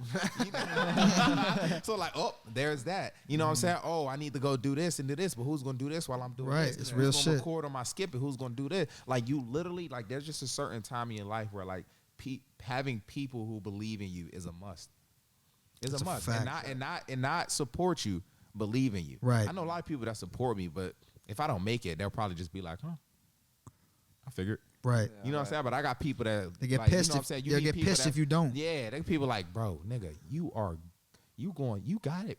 Yeah. You got it. Like, let's go. Let's do it. Like that's believing in, supporting is 2 different things. So eventually everyone needs people that believe. Y'all 3. Like y'all don't support each other. Like, you know what I'm saying? Y'all support each other, but like for the most part, y'all believe that this shit is going to happen. Yeah. So y'all believe in each other. That's different than support. Support is like if I call you to hold the camera. Yeah, bro, I got you, bro. You know I'm gonna support you. Yeah. You know what I'm saying? But you don't really believe anything's gonna come out of you holding the camera. Agreed. That's the difference. And it's about that time. Can't do this shit by yourself, bro. At the beginning, don't turn away either. If there's always people looking to help in whatever capacity. If it's somebody who wants to send your fucking song in one of their group chats to their boys, or somebody who wants to hold the camera, like you said, like it all makes a difference. And like even all the people like who might see this, who have been fucking with me for X amount of time, like all that shit matters and it adds up. And like that is the only thing that ultimately helps you get to your end goal. So it does, but it's hard to stay consistent that way. It really is hard to stay consistent that way. So that's why a group of people that have one common goal is always better than support. So like y'all 3, if it was just you and they supported you, do you think you'd be as far as you are? There's no way. There's no way in hell. Like if y'all showed up and helped them carry a couple boxes to the studio. Every single thing that any of us have done has gotten us to where we are right now. Exactly. You know what I mean? Exactly. So like no cap. Like seriously. There's no fucking. Don't get that shit twisted 3 up. people with one comic, like for real. That hold the camera for you. Their goal is not anything besides holding the camera. You know what I'm saying? Like there's no goal or any like entity of like self-awareness that you have to do things a certain way in order for them to do it. And it's not nothing bad about people that support you. You know what I'm saying? You need that. But like he's not thinking past holding the camera. Right. But when you have somebody to support you, it's like, all right, if I do the video this way, we gotta do it like this. Or I ain't like that take. Let's do it again. Let's run it back. That one wasn't good. Rather than all right, bro, we done. Yeah, exactly. All right, we good. Are we good now? Can I leave? And that's one thing too. Like shout out Ripple Effect. Yeah. Pete. We've done a couple shoots with him. We'll connect you with him. Yeah, definitely. But like he cares. Videographer. Yeah, he cares about what the hell he like. This shout out Pete, man. Like if he help you, he gonna help. When you we were struggling, bro. When we like, I mean, look, everybody's a struggling artist. Everyone's trying to make it and whatnot. But like, he's a real one. Like, he's done some free shoots for us when we didn't have it. You know what I'm saying? And then like when we got it, we made sure he was right. And like that's just and and even with that, no money up. But like you know what I'm saying? There's been times we pay him right out of our pocket, but sometimes you know what I'm saying? Like he really helps us out. And it's like, bro, that literally you cannot. If you don't, honestly, I'll go as far as saying if you don't have someone like that, like in your circle, like it's gonna be very hard for you to go somewhere. Yeah. Because when it comes down to the shit where shit hits the fan, they're gonna leave. Right. And someone or that start asking for you know. But if they believe in you, man, like it hurts them as much as it hurts you. Right. So 100%. 100%. How you want to like what's your end goal with rap? Like you want to sign a deal? What do you want to do?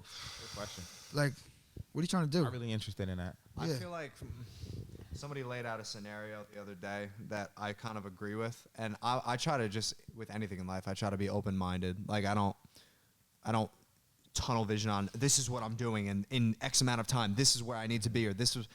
But somebody did lay it out. I think it might have been Logic. Actually, he was one of my favorite rappers. He was like, "You just need to build a following, independent, show that you can do some small shows, sell a lot of records." Sign a deal with a major for a fuck ton of money. Fulfill your contract. Pay back your advance. Do this, and that. All the terms of the contract. And then at that point, you're popping. Go back independent and then create continue to like nurture the community. Like obviously, in a fucking perfect world, that's what everybody would do. Yeah. I'm just like, I try to take shit one day at a time because like, I really get excited by like the whole part of independence with being your own business and like owning all your shit and kind of like making all your own moves, which is dope because as a like forget the business end, just as a creative, like I get to determine my whole rollout. Like I get to make the cover art with my homie Georgina outlining. Like I get to, determine what's gonna follow what and when's gonna drop. There's nobody in my ear about, maybe we should do this about that. Just like, I think that song would actually be better for the single, and not that I'm opposed to that kind of stuff, but like I'm, coming up on a 1-year anniversary of putting out my first song on all platforms. Like I very much enjoy that process of figuring out what I'm going to do next and like how to try to like keep that excitement, like for the people who fuck with my shit.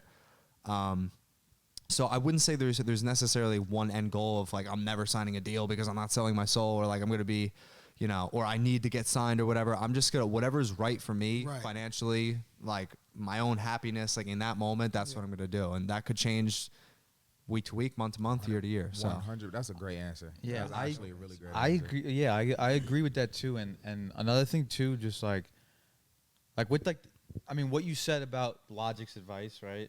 That he said, like that's like you said, it's all great, and if everyone can do it, that's great. But like, that's like a good way of looking at it because it's like. It's hard to get to the top fully independent without funding from anybody. Of course it's hard. Like, of course it's hard. And it's like I mean, you got to look at the reality, and it's just like a lot of people. I mean, it kind of goes. I mean, it's different than like a team because it's like a label is a bank, so it's not like they're that's a team because they all it's still one goal. Yeah, so it's to like make the most you popping because that comes with the money. It might not be the way you like it. They're not expecting money without making you pop. So everybody has one. Now the agenda may be different. Right. You get what I'm saying? Yeah, no, I agree. So maybe the path to the goal is a little different, or y'all think this way. Y'all might have to compromise on certain things there, but the goal at the end is still the same for everybody. Yeah. You get what I'm saying? So that's still a team to me. Yeah.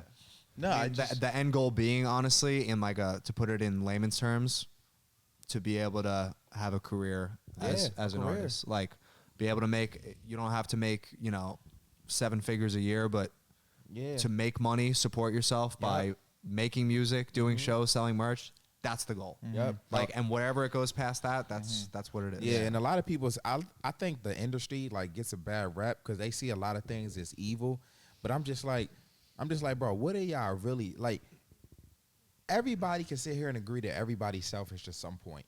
So when you have an artist, especially in business, right? So when fair, you know what I'm saying? Like everybody will agree to that. Like there's nobody in the world that won't be like, I put about 5 people before me in my well-being.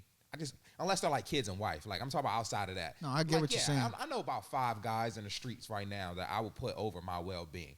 Like no one would say that. Yeah, nah. Nobody would say that. Nah, but at the end of the day, every time it has to do something with business, they're just like, oh, you sold, you do this, you did that. I was like, bro, they're gonna hold up their end of the deal. It's just things don't happen the way it is. They were like, oh, they Meek only like for instance, like P. Diddy only gave when he signed a lot of people, he didn't give them as much money as he wanted. Right. I was like, bro, he's a businessman. Yeah. If If I come to you and I know you're gonna be worth $1 million and I can sign you for 50,000, I don't really know you, nigga. I just want to help you. You know what I'm saying? It's still 50K. So everybody's like, oh yeah, you got fucked out of a deal. I'm like, bro, that's how business works. And this is the thing too. People like looking from the outside in. It's like, all right, yo, like you got a hit song, then you're up, you're good, you know what I mean. But like, you gotta have.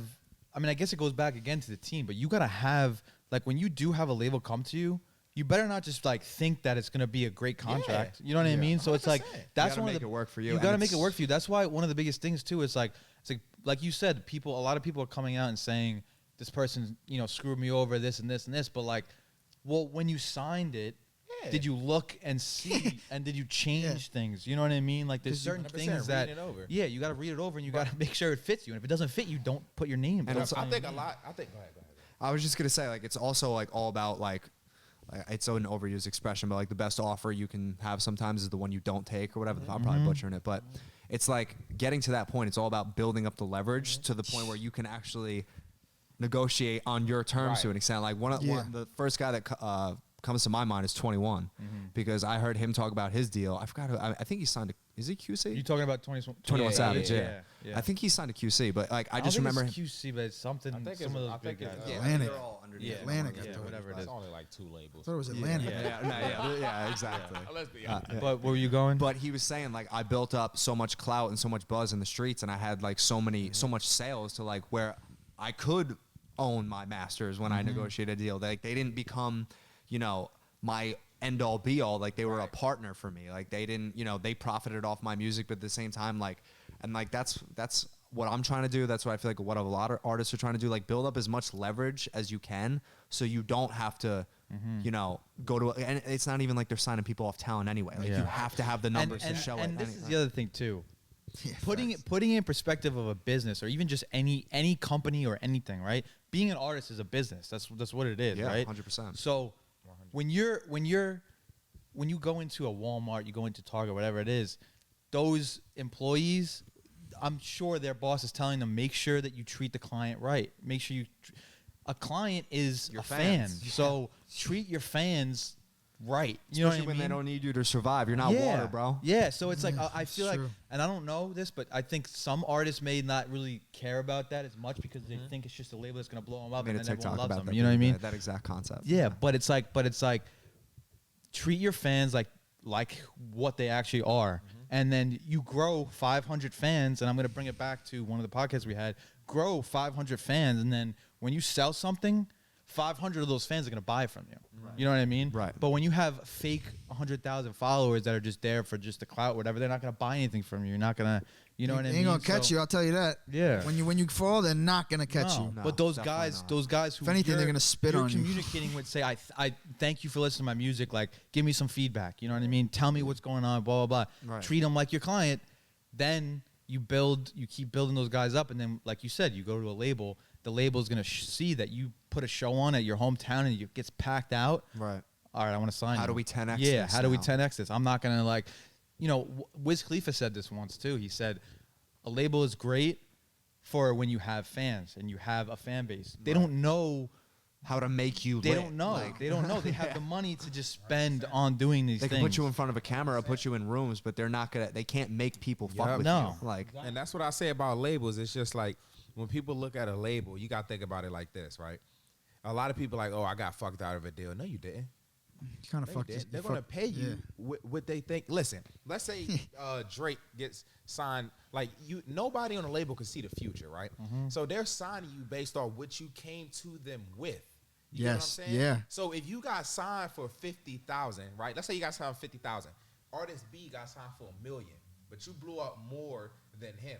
It's not that you got a shitty deal. It's just the fact that when they signed both of you, he seemed to have more potential. So it made more sense to sign him for more. Now, you worked your ass off. You've perfected your craft. And now you're obviously selling more than him.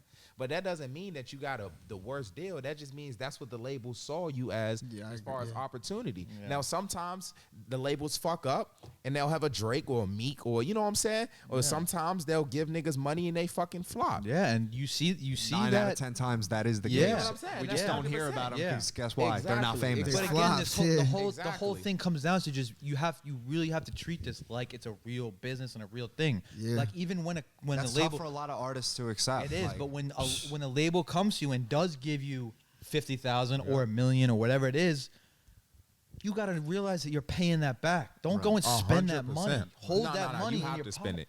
I know you have to. Invest it into your music. There but, we go. Invest it. But, It's an but, investment. But, there you go. But you have to save. You have to save some of it, I guess, right? Or I'm telling just you, or learn. I'm telling you, bro. Yeah.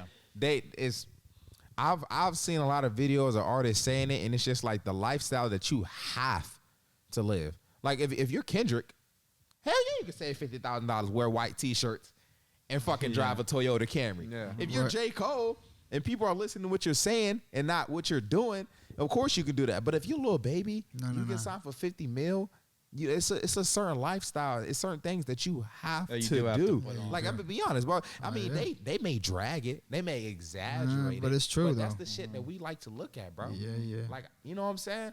Like people's attention. It's a good point. You know what I'm saying? Exactly, It's a really bro. good point. So it's kind of like It's one all of about those the things. perception. It's kind of one of those things where it's like, yeah, like you want to say, but at the same time, bro, you just have to hope that your music does as good as it does and it comes back. That's just one of those things. Yeah. That really, honestly, when you get signed, it's one of those things to where like, because you can't take $50,000 and just go sit in a house and save it all. You got to spend. You got to go to expensive restaurants. People want to see you eating $1,000 steaks. People want to see you, your whole team eating. Imagine you get signed for $100,000 and you don't feed niggas in your hood. Like think of that. That's the persona. Oh, you got to take care of niggas that you grew up with. Your niggas. That ain't cheap. But imagine if your fans found out that you wasn't feeding your hood. Right. Oh, he don't need to fuck with his hood. Yeah, He don't even go back. So you yeah. gotta spend that money. You just gotta make sure you doing what you do to make it back and keep yourself relevant. That's the game. Stay relevant. That's the game. You heard it. That's the game. mother- Stay and- relevant. and- You gotta spend the money. You have to. Now, like I said, there's people that took certain steps to where it's. But if you get signed to a label and you're young, 9 times out of 10 you go from like here to here. But you got niggas like J. Cole. Like J. Cole didn't miss a step. He started his own label before he even blew up, if I'm not mistaken. Dreamville was way before he blew up. I mean, he almost signed Kendrick. Yeah, I'm not 100% sure, but I think it's definitely. Yeah, I'm not 100% sure either, but like It's I'm on pretty the- sure yeah. Cole was like before with that workout album. He Yeah. was like kind of big in the industry, not even for rapping. Right. You know what I'm bunch of saying? tapes out. I know Yeah, that. he had tapes out, but like he wasn't big for rapping. He had teams. He was managing a few artists and all that other stuff. So like 2007.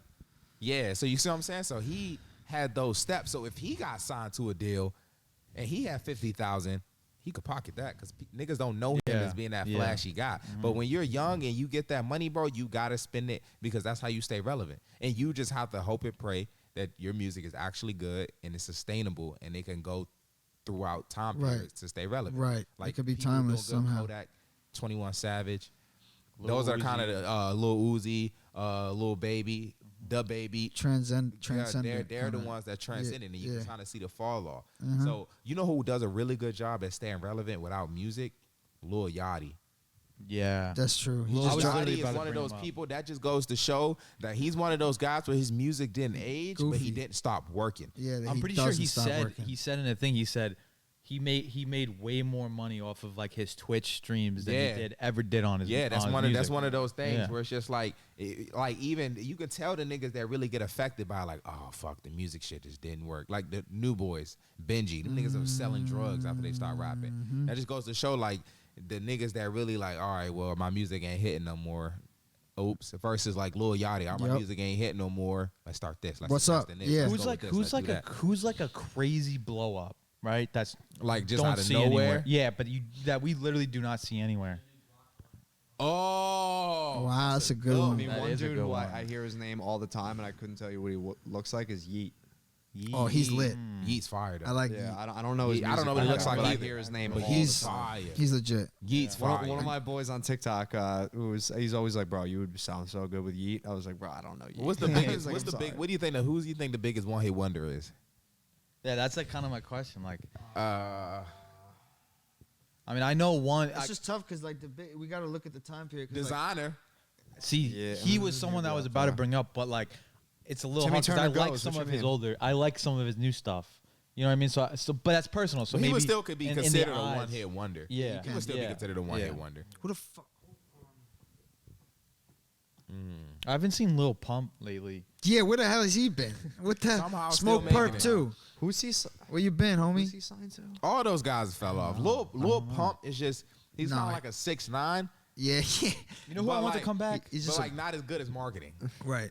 It just he's 6'9" with a cheaper marketing budget. Yeah. Like his music not hitting, but he's doing certain things to stay relevant. Like I want Ski Mask to come back. He's alright, bro. Ski Mask He's is working. fire. He's working. I'm He's sure always he's working. Ski Mask. I but heard I'm He don't sure care working about at shit. Wendy's now. What? What? I'm not for real, but Oh, like, what you he say? ain't making no more money off music. Yeah, I don't know. Yeah, he's got to be doing. I mean, Well, because I liked it. I he just liked knows him. a lot. Yeah, he's cool. Yeah, he's dope. He's a dope. Hopefully he comes back. But yeah, I just want to. All right, so let me transition a little bit Sure. into a little bit of your experience in coming up as a rapper right now. Like we've seen you at showcases constantly. Like every time you went crazy in them, we went to one in particular where we waited out. It was a mess. You remember how the wait? Remember outside? Oh my god, Yeah, that yeah, was the one in crazy. Manhattan. Where Yeah, all that your was friends couldn't pull up? Yeah. I But you killed it. apologize for that, But you yeah. killed it. But that's like so I said, like you don't care who's there or whatnot. But how important would you say like that shit is? Would you say it's more of like a confidence builder for yourself or actually beneficial from the people you're meeting? Or is it like really more for you, like to like be like, you know what, like this is some kind of you know what I'm saying? It's an experience, you know what I'm Yeah. saying? Like, I mean, is it it's- worth it for these showcases? Yeah, I would say for the most part, it definitely is. Like, it's definitely a little bit of both. Yeah. I would say the thing I try to get out of it the most is just the people who are there. You know what I Right. mean? Meeting other artists.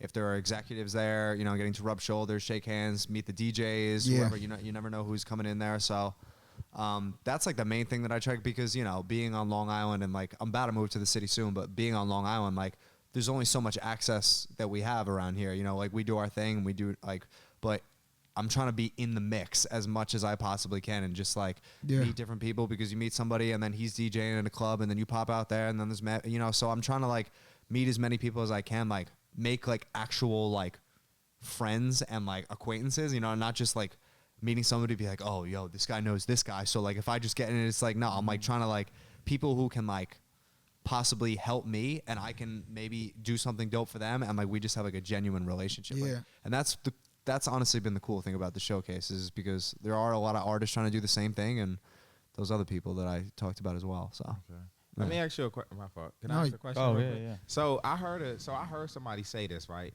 That somebody told me the other day, if you don't make drill music, leave New York. Nah, I really heard that. shit, I better book a plane ticket. That's what. No, like, how do you feel Yeah, about that's that? Like, how do fucking you hilarious. feel? Like, how true do you think that is? Or Well, like, first how, of all, let me say I fuck with drill music. I think it's cool. There's a lot of it that I like. There's also a lot of it that I don't like because everybody's doing it now. And with anything, there's levels to this shit. Right. So some people, first of all, just the content of the music. Like we were talking about people being believable. If I believe you, the odds are your tone's gonna be there and it's gonna be dope. If you're just doing it because it's hot and you think everybody else is doing Right. it, you're gonna get exposed. So I fuck with that, you know, sub genre of rap. Like I I think like I'll definitely get hyped to it. You know what I mean? Like I could definitely like put up on the bench to that. Like I wouldn't say I've made a drill song. No, like, no, not like the concept of if you like it or if you'd ever make it. Oh, just like basically if you don't people are live saying New like, York. it's hard to blow up out of New York nowadays if you're not making drill. Like for a pop artist, I mean, like for a pop artist to blow respectfully. up out of New York is gonna be really, really Right hard now? these days. Yeah. Like, right now. Yeah. Like, if you do like Unless I'll buy it. Yeah, I respectfully, I would just say that's like a narrow-minded way of thinking. Okay. Yeah. Like, because like while it is very popular in New York, like, and wherever you're from, one of your initial goals is to get popping in your own city. Right. Like, you might make a song. You might be from New York and make a song that does really well in Texas. Like, you know, Okay. crazy enough, 4 out of my top 5 most where I have the most listeners in cities are Canadian cities. Okay. It's Toronto, Ontario, and then like LA is like in the top 5 too. So That's like, dope. it just kind of, you know. I just wanted your feedback on it. I don't No, disagree yeah, or and agree. like, I mean, I it's have a bro, question. it's everything, and even like at a lot of these showcases, like the majority of the artists are performing drill music, which is cool. Like it's lit. I enjoy the scene. But I mean, like while I do want to, I put on for Long Island, and I want to be known as a New York artist one day because this is where my family's from. This is where I'm from. This is all I know. Like, I'm not going to try to, you know, be something I'm not because other people are doing it and it works for them. I got a you know question. what I mean? Like. What is considered drill music?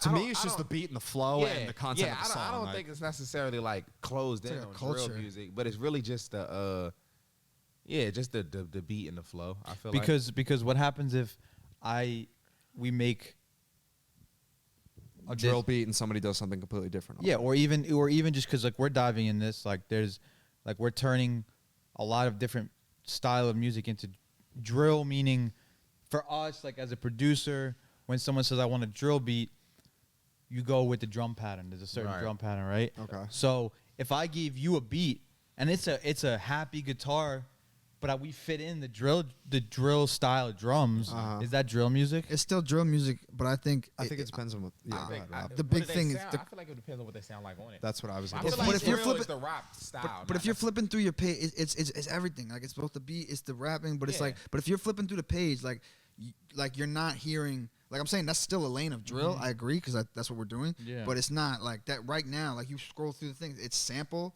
or some crazy super fast. Yeah. People dissing dead people. Like it's just Yeah. that's all it is. Yeah. And like I'm not saying that it can't go the other way because that's what we're doing because we don't fuck with that shit. Yeah, yeah. But like.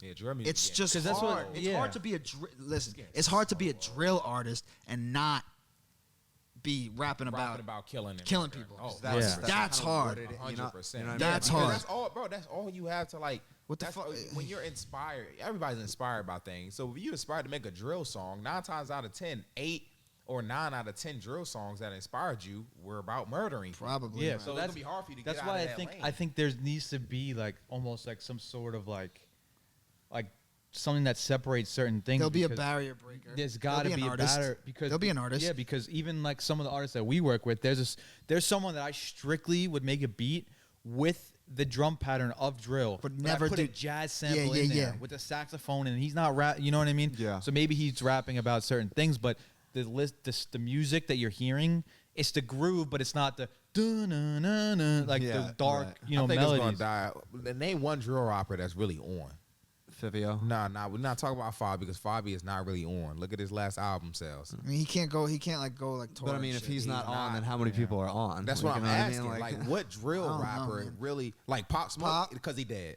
Well, so K-Flock. so here's the thing. It's because here's he the passed thing. away. Let's yeah, be but honest. here's the thing. You have think it someone would like still be mentioned. you have someone like Lil Uzi coming out with a drill song produced by the producer that made all of Pop Smoke's songs. So is that so drill? Like I don't yeah, really know. drill Like, itself is becoming very popular. Yeah. But like I don't see any like superstar level like You see instant- superstars like, doing who- it. They Yeah, like, dabble who- in it, but who they don't from come New out York in that it. there's drills even as big as Kodak. yeah. No one. Put it this way: if Lil Baby started doing strictly drill, he'd be the biggest drill artist in the world. Yeah, because he's already popped. Like, If he did country, he'd be the biggest country artist in the world. Yeah, yeah, yeah, You can yeah, say yeah. that with Lil Baby about Right? any Yeah, category. yeah. You're right. You're right. I don't know. I just think like there's a complete difference between drill, like lyrics, I guess, and drill Beats. I see what you're Yes. saying. Yeah. Hell yeah. Let's It's definitely getting there if for you sure. took a drill beat Sure. and start singing on it, I don't think it would be a drill Yeah, like song. are you gonna consider that drill? Nah. Yeah, like Yeah. interesting. Yeah, so that's if funny. I rap on Yeah. a country beat, it's As a still producer, rap I song. would. So Like, like just Lil think about it, Nas it's the same- X, it's like the that same song is that it? concept. But like Okay. that little That's a Old rap Town song. Road, that's a rap a song rap or is it a song. country song? Because it went on country top billboard for the country, you know. Nah, that's definitely a country song. The cadence was country. But it's also his Billy Ray rhymes, the Cyrus. BPM, Yeah. the way he's Right. flowing Yeah, his that was rap. definitely. It that all was goes definitely a into it, country fellas. song. Crazy. I But, swear like, it all does. I know a lot of people. Like, if I rap on a country song, it is not it's not a country song. I was gonna But say if there's a rap beat yeah. and I do country, it's not a rap song. If you put on a Lil Baby type beat and do country, it's a country song. If you put on a fucking country type beat and rap, it's a rap song. So it's how it's about the lyrics. It's the and cadence. Yeah, it's the artist. It's the cadence. I agree. If I put on a country beat, yeah, fucking on this bitch while she's sucking on. I believe it's the I'm energy rapping. behind it. I'm rapping. Yeah, like if you're If talking I put on a about trap beat, and I'm like, howdy there, folks. I think it's what are your racks? Yeah. 100%. Jay, I see. Yeah, go ahead. We have a couple beats that have the drill drums, Okay. but not the melody. Okay. I think we gotta give them over to you and see what you could do. Oh yeah, let's do that. 'cause Let's I do think that. that could be some shit. You know? You know, I'm always looking. So Yeah, I know. Yeah. So, yeah. What are some first? Before I go into this funny story, but I'm gonna just kind of fast forward a little bit. Just like, what are some of your goals going into 2023? Like, not just like, okay, yeah, I want to get bigger. I want to have more of an audience. Like, that's great. I get that. Me too. Mhm. But like, but like, Don't we all? yeah. But like what? Come on. Like, what's JaySix gonna be doing in 2023? Well, the thing that I'm most focused on right now is finishing a project. So I've gone back and forth on how many songs I want to put out of a project, what I want it to be like. I think what I'm going to start doing, starting next year, is drop like a series of EPs, all 6 songs each. Shoot videos with them. Shoot videos with them. Call it 6 tapes. Yep. Have a series. I think I told you guys this. Don't yeah. tell too many people about. I mean, They'll see when it comes, but and just continue that series because it's enough where it's like you can latch onto it and being like, oh, I remember Volume 2, like that pack really went crazy for me or like whatever, but still enough where people can digest it and not because like I'm an artist that people listen to, but like do they listen to me more than their favorite rappers? Like who knows? You know what I mean? So like I got to make it digestible enough where people can like actually listen to the whole thing through. That I want to get my merch store together. Like I really want to start pushing clothes. Like I have a lot of ideas. I'm just figuring how to get it all together. I've been working with Georgina outlining too on some designs, and those are like the 2 main things I'm really focused on: dropping a project, getting my merch together, so I can like really have like my full scale business going and keep on pumping it out. Keep on pumping. Yeah. You gotta just. I mean, you just have like the. I don't know, man. I'm not like a genius and like I don't think any of us really are, but it's just like when you hear like your music and like how you go about things, it is just different in a way. You know what I mean? That's how I feel. I agree. Like, Appreciate that. it's just like you were saying, you'll find that group of fans that are gonna attach to you. You know what I mean? They're gonna continue to just listen to your music, and then that's all you need. You know what I mean? You got to just keep working and keep doing what you're doing because you're doing something. You know? Yeah. Yeah. Yeah. Who knows when? right. But it's just keep on going, keep on just like figuring out. And like, I don't know, you have a lot of different styles, so it's like, why not maybe try and keep dabbling in these different styles? You know what I mean? Right. I don't know. It could be Yeah. something. And I always look for people's feedback too. Like I've posted a bunch of even polls on my story where I put up like half the cover art of one song and half the other. Be like, which song do you fuck with these between the 2 of them? And a lot of times it's like 56-44 or 52-40. And I'm like, this is what I want to see because this shows that like people aren't like, nah, that song just does not like that's not it. Like you know what I mean? So like different. Because I'm sure, there's a bunch of different types of people listening to my music, like age range, demographics, obviously male, female. So I always try to keep it fresh for people and give people different perspectives. So I got a question. yeah. I got one too after. All right. Would you Questions? So that wasn't. What? We're doing questions. Well, I have a question for you. I didn't know we were. Listen, ready? Would you rather? Questions. Would you rather? Yes. #1 Billboard or win a VMA Awards? I'd say #1 Billboard. Billboard. Having the hottest song out. Or the hottest fuck video. the award shows. Numbers don't lie. Yeah. Like, that's what it's all Yeah. about. Fair enough. The award shows are somebody's opinion. Numbers don't care about your fucking feelings. So The award shows, I don't even know, man. Like those, like I just feel like it's very one-sided. In a way. I don't even know enough about it to know how it works and how like those committees go and how they determine who gets nominated, who what. I mean, all I know is that there's incredible music that never gets found, even of people who are in the industry who don't get nominated. So I mean, that's really just there's a lot of politics that goes into that. I heard you said you were moving to the city. Yeah, probably Brooklyn in the next couple months, but I'm gonna be Brooklyn, Long Island like the whole time. Like I'm not like moving to the city to fucking. I'm moving there so I can meet new people and be more in the mix, but like Long Island's where I'm from. Yeah. Like I like you guys, like all the other people I've met from Long Island. Like this is like. This has to be a huge part of like what I want to do. Like this is where I want to build. So Right. It's just more about getting my own space. Like it's either I could get an apartment in Brooklyn or get an apartment on Long Island. Yeah. I just feel like in the short term, see how it is, get the experience of living in the city, which I had my sights set on doing anyway one day, and my office is in Manhattan. So if we ever go back to the office, which God knows if we'll ever do that, I'll need the access to be there. Yeah. So. Right. How old are you? 24. 24. Yeah. All right.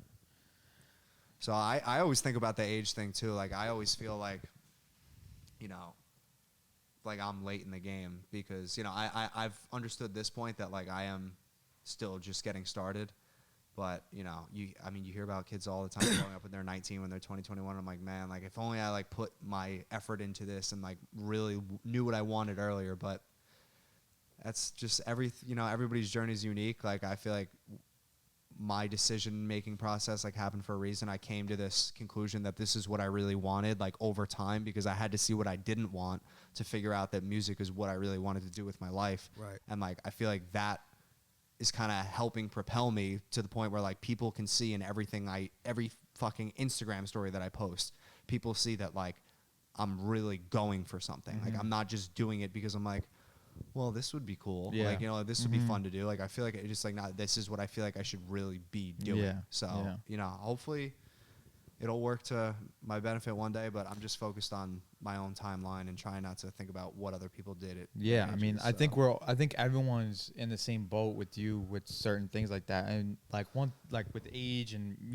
maybe just like looking at other people's success, whether it be success or fake success, whatever it be, and like comparing yourself with them. And it's like one thing that I'm struggling with, or just like building myself up to, is like, yo, really look at everyone has a different path, and everyone literally there's not going to be the exact path, for everyone. But also like I saw Nav, Nav. Yeah. I saw him doing an interview. And he was like, the dude was like, oh, how do you feel like making your first million at 27? And he's like, yeah, it's like almost making it seem like that was too late. But it's like, bro, what do you mean? 27 years old making $1 million? That's amazing. Yeah. I mean, that is amazing. It comes down to perspective, like who like he's probably comparing himself to other artists who he's boys with who got on earlier. But realistically, compare yourself to the majority of this country. Yeah.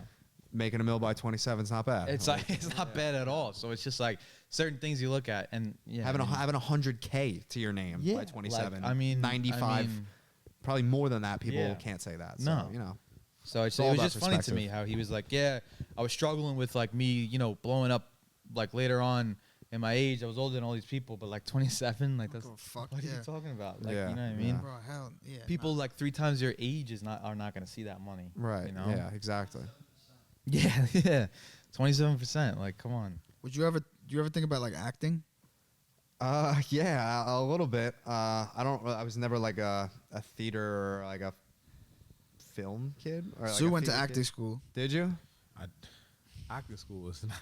It was not it. Film school. Film school. So a little different. Yeah, a little different. Put him on I went blast. to film school. I studied film. That's where I met my best friend. Oh, nice. I do want to get into acting still. Actually, that's actually my backup plan as far as music wise. I think it's good for every rapper I'll to never do that. stop music. Yeah, It's I mean, just certain things I put in a play that'll blow me up so that I can promote my music. Yeah, that's what I mean. a lot of rappers are already actors anyway, so they're already ahead of the game. So yeah, I really love it. Fuck all you acting rappers, bro. Realistically, you don't even have to be talking about street shit to be an actor. You could just act like you're that guy, or Yeah. realistically, when it comes down to it, like, is anybody fucking with you? Like, Nope. is your music really? Yeah. What do you think about? Well, we were talking about Lil Yachty. I know we're gonna end it. I think we're gonna probably end. Probably wrap it up. Yeah. But another thing too. We were always talking about. Well, not always, but one of the topics we were talking about, like one of the other podcasts, was Ice Spice, like how. Thought I was feeling you. Yeah. So like she Crazy. I think she has a new song out. It's actually fire. So It's not bad. I like it. I was so surprised. And what's so fucked up is I was ready to just be like, I can't wait to hear this. I can't wait to hear this shit so I can fucking rip it apart. I was like, man, that shit might be. She's from New York, right? Yeah. I ain't gonna lie. When I heard it, I was like, let's see how the streams do, but it probably won't do bad. yeah. I mean, I hope the best for them. You know what I mean? Because like, Want a beat? Let me know. you never want situation like that. But it's just that was like a recipe for disaster almost. Like just With like what are you blowing up referring? Like, what are you referring to? like just blowing up so quick, and then everyone hating and saying this is a one-hit wonder. I mean, bro, I got people hate. I have fucking less than 3,000 Instagram followers. I have people hating on me every day. You know what I mean? So like, it's gonna come. It's gonna come at different. Yeah. It's. Yeah, Yeah, I feel yeah. like a lot of her hate is repetitiveness of the song being so popular. Cause like when the song first came out, nigga, everybody, oh, you thought it was feeling you? Everybody fucked with that song. Yeah. Like it was just a hard thing to say. Like even if you didn't fuck with the song, oh, you thought I was feeling you? Yeah. Like that. You could use that so many, like, especially girls, they're gonna eat that up. Right. Like, oh, nigga, you thought I was feeling you? Like, come on. They're Like, gonna love that's it. that was a recipe. They made that recipe to perfection. But when TikTok grabbed a hold of it and you heard it 47 times a day, that's when you started to get like, okay, bro, like, What else you got? relax. Like, give me something else. So like, all in all, it's a good song. It's just, you know what I'm saying? Sometimes the internet taketh and the internet giveth. Oh God. And when it taketh, it taketh. Hey, yo, Shakespeare. Oh God. Give me a sonnet real quick. I need a 16. But yeah. So what's some advice just before we close here? Like, would you give some artists in your position right now? Shit. I mean, a lot of the stuff that we talked about, honestly, like figuring out what you want to represent to the world. Like, Yeah, that's who are good. you? Like, you know, what type of message are you going to give? I'm not saying like you need to be on some preaching shit, but like, what type of person are you? And like, you need to understand yourself before you understand who you're going to be as an artist. You know what I mean? Like, it's point. really like, Good point. like me, like a lot of my music sometimes is like intense and like up tempo and like in your face, but like I'm like kind of a goofball like when I'm not behind the mic, you know. So I'm trying to like incorporate, and you see that on my TikTok. No, and but shit, it's like, but it's brandable. It's super brandable. Like, In my opinion. Yeah, like I'm trying to. I appreciate that. I'm trying to just bring it all like into focus. So I would just say like anybody who's like trying to do their thing, just like I am, like figure out who you are, figure out how you can put that into your music so people can see who you are. Because there's so many instances where you know a hot song or you love a song or you might save it on Spotify, and you might bump it in your whip fucking 5 times a week, but you couldn't name the artist. Yeah. You just like the song. Yeah. You know what I mean? So like once I feel like you start putting a face and like a personality towards what your brand is, I feel like that'll be successful. And the only other thing I would just say is you just have to work your ass off. Like bro, we're in today's day and age, with the amount of people who are trying to be a fucking rapper, like, bro, if you're not doing everything that you possibly can to get a leg up, to get yourself out there as much as possible, bro, there's somebody out there going harder than you. That shit keeps me up at night. It should. Bro, It should. Bro, I lay in bed when I haven't posted a TikTok, and I'm like, bro, like, why am I like slacking on this content creation? Like, there's people who are really out here doing this shit, gaining tons of exposure. Like, you just and again, it's not about comparing yourself. And that's another thing I would say: don't compare yourself to other people, because you see somebody on Instagram or on TikTok, you're like, oh, this kid is so trash. Like, I'd be like, I'm glad, like, I'm really doing me. And then you see someone who's like really popping and like they can just showcase their personality so easily and, you know, come out with this funny song. You're like, damn, bro, that guy's so far ahead of me and he's 3 years. You know, like comparison's the thief of joy. Like, it's not going to do anything. It's just being laser focused on your own journey, your own numbers, your own fan base. How are you giving value to people? How are you building? How are you growing? And just like focus on that, because while you were technically competing for people's ears with other artists, no other artist's clout is going to impact your success. So just focus on that. That's big right there. Wow. We all struggle with it. Yeah, yeah. That's legit. I could talk about that topic like for a fucking hour, because that's legit, because bro. I've felt both sides of it. That's real. We've all been insecure, like seeing somebody else and being like, bro, that guy's so much more popping than me. Like, how the fuck am I gonna get there? Like, so it's just important to just do you and do that. Hell yeah, brother. Bro, we appreciate you coming on the Aqua Lounge podcast. Appreciate you guys, man. This Seriously, definitely man. won't be the last time. Tap in, like, subscribe. I'm saying, leave a little comment. Yep. Tell your girl or two. Tell your girl. Tell your girls. Tell your mom, Yep. pops, grandma, aunts, uncles, relatives, everybody. Just tell them. Where can they find you on social medias and? One step ahead of me. JaySix is my artist name, JaySix. It's all one word on all the streaming platforms. On TikTok, Twitter, Instagram, my handle is @J6_Musica. You can find me all over. My Facebook artist page, which I'm trying to pay more attention to, because believe it or not, there's still a lot of people on Facebook. Sure also @J6, JaySix, all one word. And yeah, man, trying to like build a community on all the different platforms. So come fuck with me. Yeah. Yeah, You got any shows coming Any up? shows? Yeah, actually, this showcase that I just did on Friday night, I was one of the winners of the showcase. So now I'm in this little festival. It's a 3-day thing in New York. It's in Harlem and Brooklyn. Congrats, bro. What days? November 18th through the 20th. November That's 18th weekend? to the Is that weekend? 20th. Yeah, it's a Friday through Sunday. So Pop out, show support, bro. yeah, Come I'm on. gonna need to get names of the venue and times and everything like that, but I will be there. I'm all over the island, the city, in the New York area, trying to do my thing. So And post all that on your social. Obviously, I know you will, so people can really just get. Because I'm telling you, it's worth popping out. Like, yeah, it's a good show, bro. I need a J6 show soon. I haven't Yeah, been bro, to one for in a little real. bit. Bro, yeah, we I think that's the next one that we have on the books. So Let's the get it. Team, so one of the days, one of those 3 days, we'll definitely do something. Hell yeah. So you want to close us out? Of course I do. That's what I do. That's my thing. That's my passion. That's my way. I'm here with JaySix, coming at you live. We at a fucking Aqua Lounge. We got some of the best in here. It's the Aqua Lounge Sink or Swim Studios. If you want to record and you go into a studio, you're thinking, oh my God, he's so great. He's not. You want to know where the greats are at? Sink or Swim. You know East where the Northport. best are at? Sink or Swim. Talk to him. Check us I out. see you looking at me funny. Did I stutter? I said you want the best producers, you come to Sink or Swim. You want the best producers, you come to Sink or Swim. You want the best engineers, you come to Sink or Swim. Shout You out want to Ryan. collab with the best artists. Ryan. Sue, Lad. JaySix, Colton. some of the hottest. Give me some names real quick, just a couple names. Rosa. Uh-huh.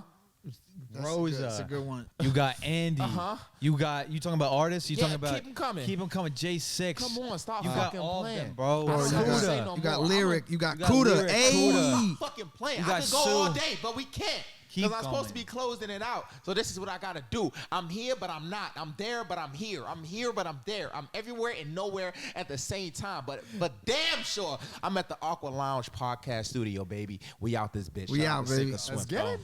Oh.